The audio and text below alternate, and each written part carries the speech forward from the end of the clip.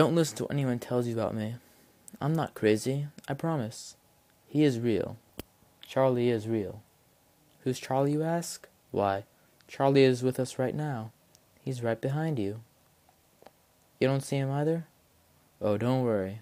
You will. I assure you that you will. I met Charlie 4 months ago, actually. He's quite the character. Always doing the craziest things without ever getting caught. It's actually quite amusing to see. We talk a lot, him and I. It started out with just him and me whispering to each other, back and forth, just out of my line of sight. He told me of things I wanted to do, things I never thought of doing, like slashing my teacher's tires behind the school.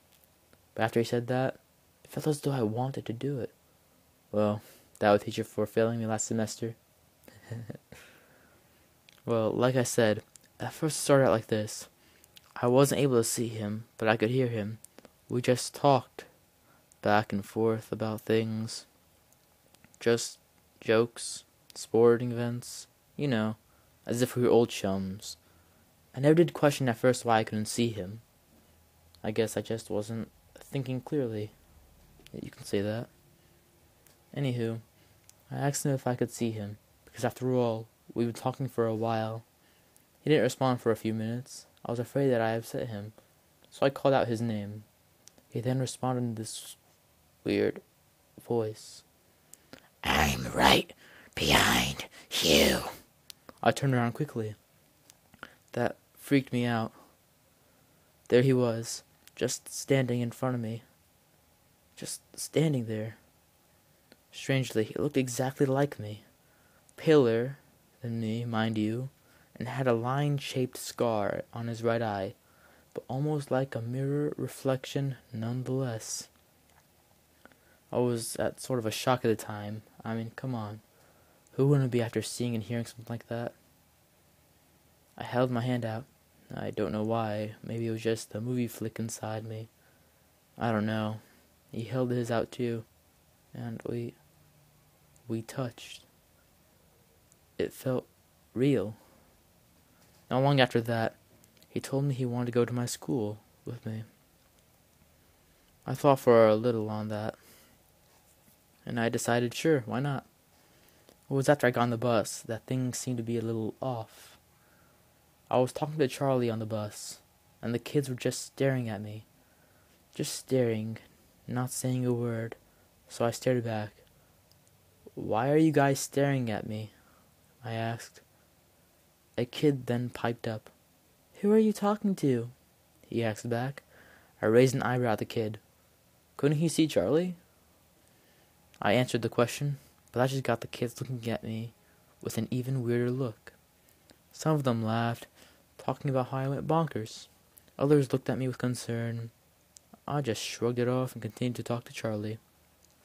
He just laughed at them and said to pay no attention to them. First period even started before I got a call from the office to go down to the clinic. I leisurely walked my way up there, not thinking anything wrong. Charlie followed me as usual. As I walked through the doors, there a nurse was waiting for me. This is where all hell breaks loose. If you have a strong stomach, then you can keep listening. If not, just leave now. Trust me, just leave right now. You're still here? Good.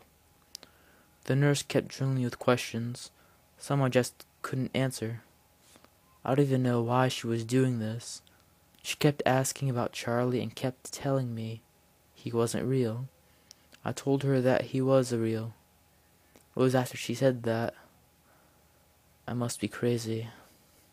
She said that I must be crazy. I promise you I'm not, though.